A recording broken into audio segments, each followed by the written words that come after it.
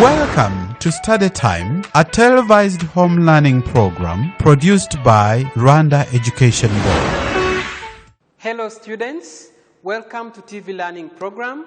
My name is Benon. I will be taking Senior 4 students in biology. Dear students, what do you understand by the term tissue?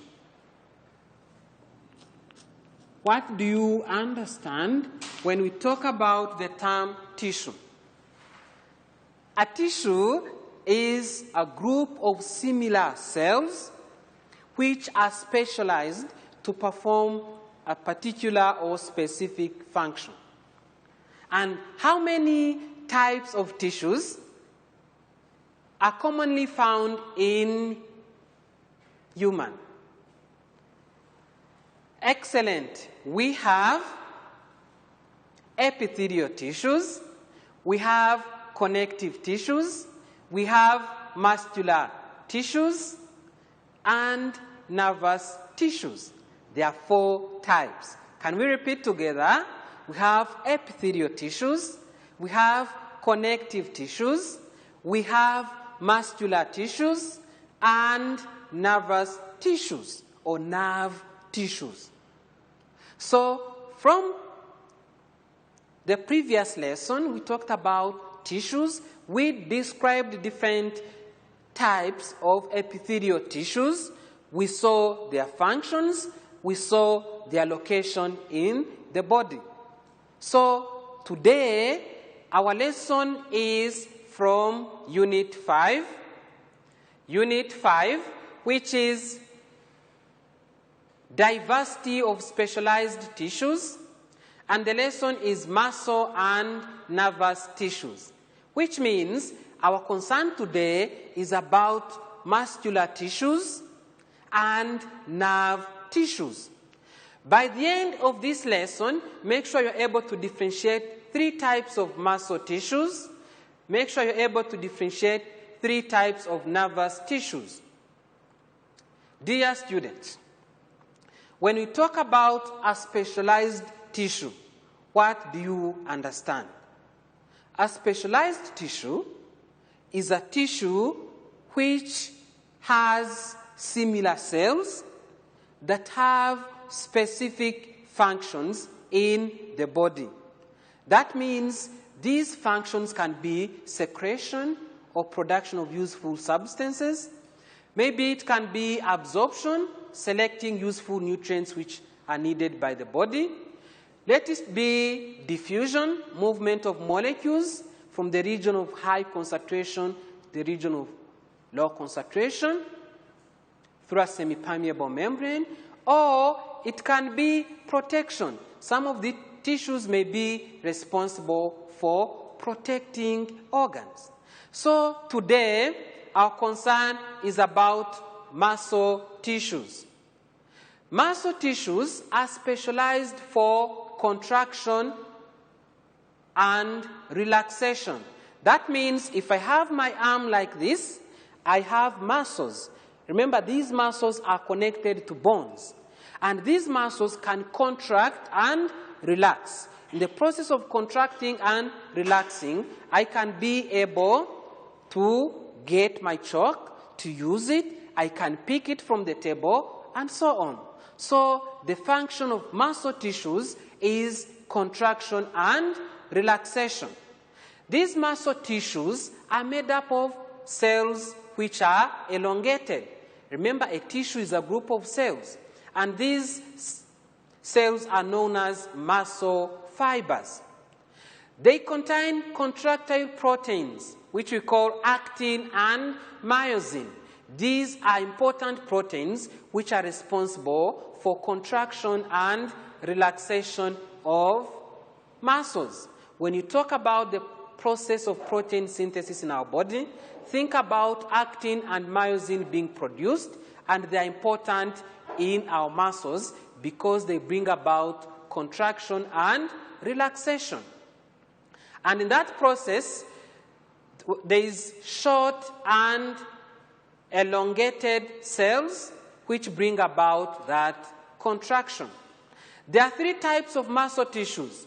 We have what we call skeletal, tissues, we have cardiac tissues, we also have what we call smooth tissues. Meaning, when we talk about muscle tissues, think about three types. Think about skeletal tissues, think about cardiac tissues or tissues of the heart, and think about smooth tissues. Those are three main types of muscle tissues. Then, as you can see here, those are the three types we have talked about. You see, this is the heart, and the heart has cardiac muscle. These are cardiac muscles. Then, this is the arm, which has bones, and on these bones, we have muscles which are attached there. Remember, a muscle is attached to a bone by tendons. This is skeletal muscle because these muscles are attached to bones of our skeleton. Then we have smooth muscles. These are muscles we can find in visceral organs or internal organs of the body, like stomach, small and large intestines. Even these muscles can be found in blood vessels. Something very important, cardiac muscles are involuntary. Do you understand what it means? That means we don't have control over them because they are controlled by what we call autonomic nervous system. This is part of the nervous system. Then skeletal muscles are voluntary. Remember, we can have control over contraction and relaxation of skeletal muscles. I can decide for these muscles to contract or relax. So that's why we say they are voluntary. These are controlled by what we call somatic nervous system. Then smooth muscles are involuntary because they are controlled by autonomic nervous system. Then how are these three types different? Here we have skeletal muscle, here we have cardiac muscle, here we have smooth muscle. Location where we find them. Skeletal muscles are attached to skeleton. As we have seen, these muscles are attached to skeleton. Then cardiac muscles are attached to myocardium of the heart, or they are attached to muscles of the heart. Remember, the heart doesn't have bones. Then smooth muscles are found in the visceral organs like stomach, large intestine, small intestine, and even in blood vessels. When we talk about the shape, skeletal muscles have cylindrical shape, cardiac muscles have cylindrical shape, and smooth muscles have fusiform shape. That means they can be rod-shaped or spindle-shaped. Then the diameter. Skeletal muscles are the largest, cardiac muscles have medium size, and smooth muscles are the smallest. What about stratification? Stratification, this is the arrangement of the sarcolemma. Here, within the skeletal muscles, stratification or striation is clear. Then, in the cardiac muscles, it is not clear. In the smooth muscles, we don't have striation. Then, intercalated discs are absent in skeletal muscles. They are present in cardiac muscles, and they are absent in smooth muscles. Then, nuclei, or the nucleus. In skeletal muscles, they are numerous and peripheral. That means there are many, and they are located on side positions. Then, in the cardiac muscle, the nucleus is one and in the center. Then, in the smooth muscle, the nucleus is one and in the center. These are very important differences between skeletal, cardiac, and smooth muscles. Let us talk about skeletal muscles. These are muscles which are attached to bones, and contraction of these muscles generate what we call body movement, limb movement, For example, when we talk about limb movement, here we talk about our arms and legs. These muscles contract and relax, and that brings about movement. The jaw movement, remember we have what we call upper and lower jaws, which move around when we are grinding food. Then breathing. Skeletal muscles contract and relax, and this brings about the process of breathing. Remember what we call intercostal muscles within the rib cage. When they contract and relax, this brings about breathing. Then skeletal muscle fibers are long, cylindrical, with multiple peripherally located nuclei. Like we have said, they have many nuclei which are located on the sides. This is a very good example of a skeletal muscle. As you can see, this one is a bone, and this one is a muscle. And then this is a tendon. Remember, the function of tendon is to connect a muscle to a bone. So this is skeletal muscle, which has got many muscle fibers or cells. Then we have cardiac muscles, which contract and relax without fatigue. The cells are striated, but the striations are much less obvious than in skeletal muscle. Like we have seen, striations in skeletal muscle is much stronger than striation in cardiac muscles. Cells are shorter than skeletal muscle fibers. That means cells within the cardiac muscles are shorter, and they have a single nucleus and are often branched. Individual cells are connected via gap junctions and desmosomes. Desmosomes are responsible for adhering or connecting cells together. So those are cardiac muscles. This is the diagram which is describing or showing the cardiac muscle. We have mitochondria there. Remember, these muscles contract and relax without getting tired or fatigued, which means they need energy, and that energy is provided by mitochondria. Then you can see the nucleus. Then we have cardiac muscles. These are the cardiac muscles. We have myofibrils. These are the myofibrils. Then we have intercalated discs, which these are the gap junctions. And then you can see these are muscle cells which are intact. So that is cardiac muscle. Then we have what we call smooth muscle. These are found in the walls of hollow organs like gastrointestinal tracts. When we talk about gastrointestinal tract, we mean digestive system. Remember, this is a series of organs which are connected together. That means from the mouth, esophagus, from the esophagus to the stomach, from the stomach to small intestine, from small intestine to large intestine. Those are different organs which are connected together. Then these smooth muscles are also found in blood vessels and in the urinary bladder.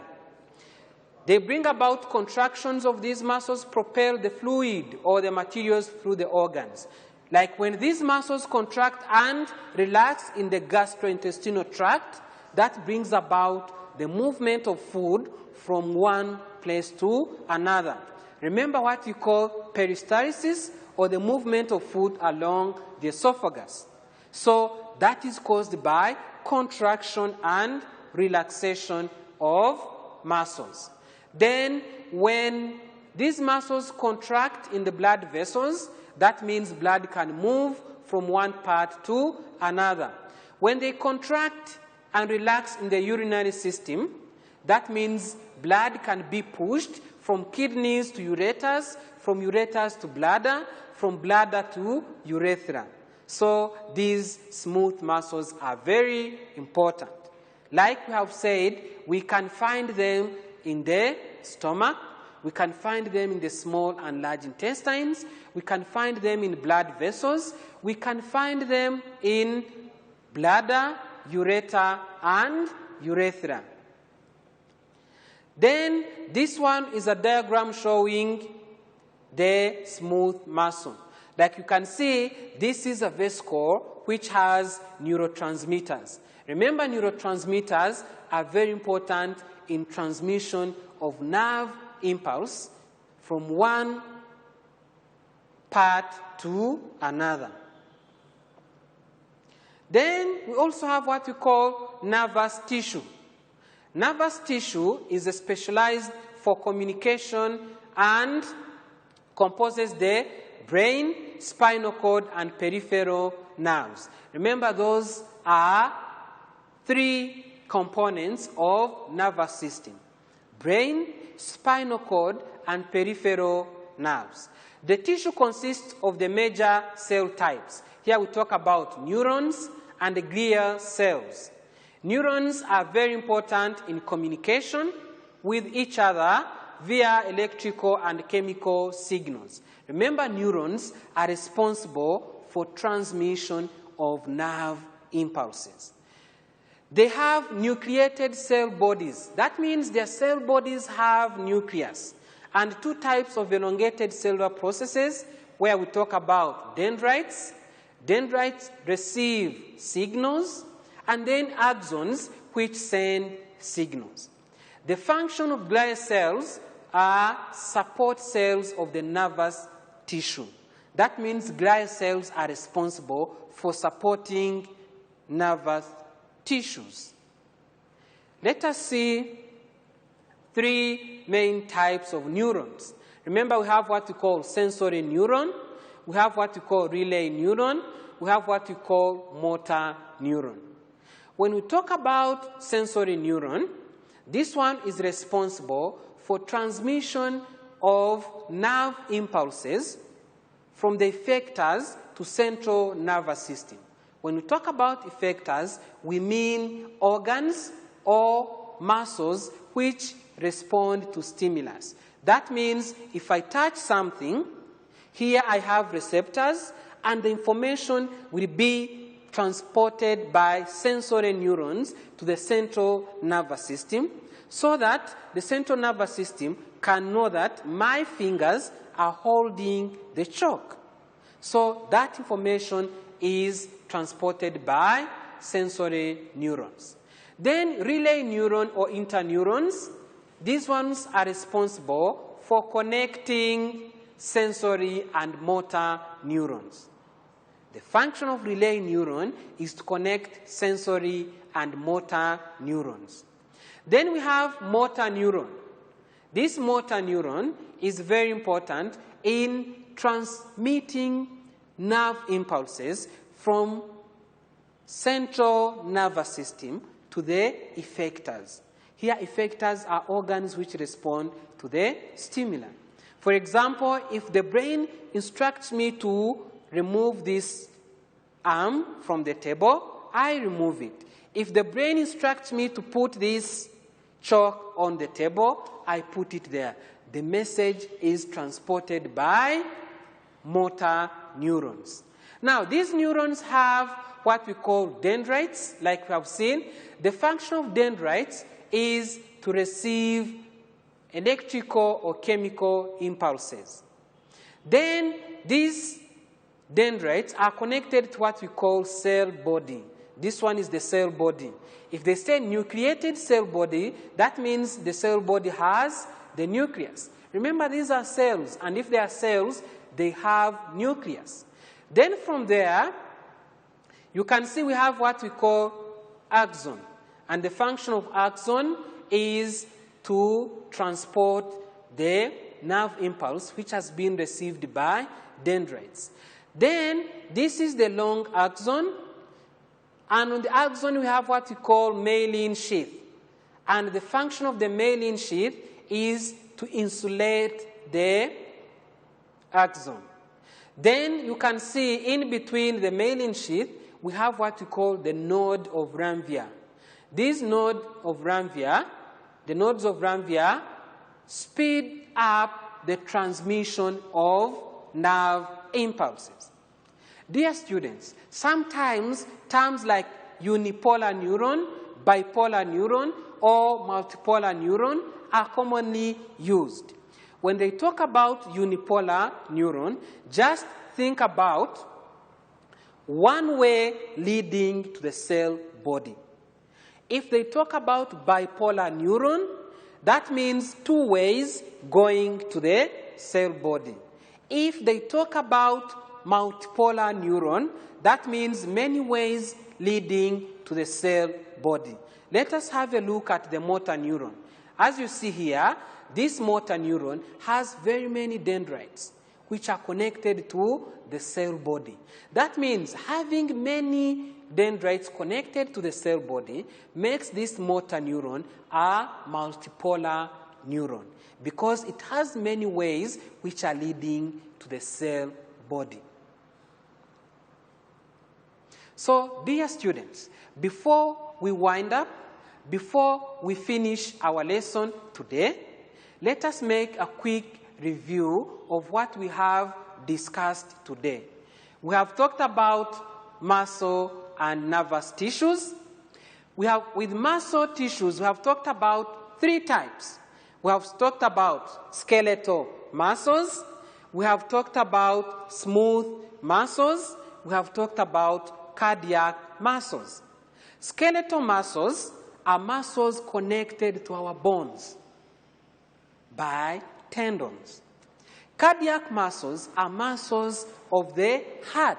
Remember, we have said that these cardiac muscles contract and relax without fatigue. So that's why we have seen a lot of mitochondria there. Then smooth muscles are muscles we find in the visceral organs.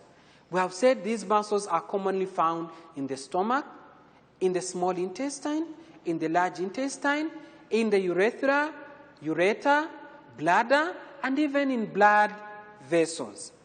So these muscles are involuntary. That means they are controlled by autonomic nervous system. Then from there, we have tried to compare the three types of muscles. Like we have said, skeletal muscles are voluntary muscles because we control their mechanism of contraction and relaxation. But cardiac muscles and smooth muscles are involuntary. They are controlled by autonomic nervous system.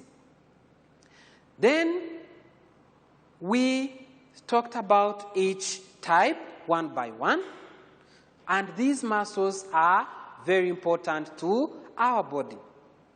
Dear students, before we wind up, let us have homework to test our level of understanding. Question number 1, define a tissue, because I've talked about tissues. Question number 3, name 3 types of muscle tissues. Question number 3, explain differences between skeletal and cardiac muscle. Question number 4, where do we find smooth muscles in our body? Question number 5, what are the functions of nerve tissues in the body? Remember, we have also talked about nerve tissues, which are made up of 2 types of cells, neurons and glial cells. We have also talked about 3 types of neurons, sensory neuron, relay neuron, and motor neuron. So make sure you are able to answer this question. Question number 6, explain functions of neurons and glial cells in the body. So those are the questions to test your level of understanding. Dear students, thank you very much for your active participation. I'm hopeful you're going to do the homework, and of course you will do it nicely because you have followed all the steps of the lesson. Stay safe. Enjoy the rest of the day.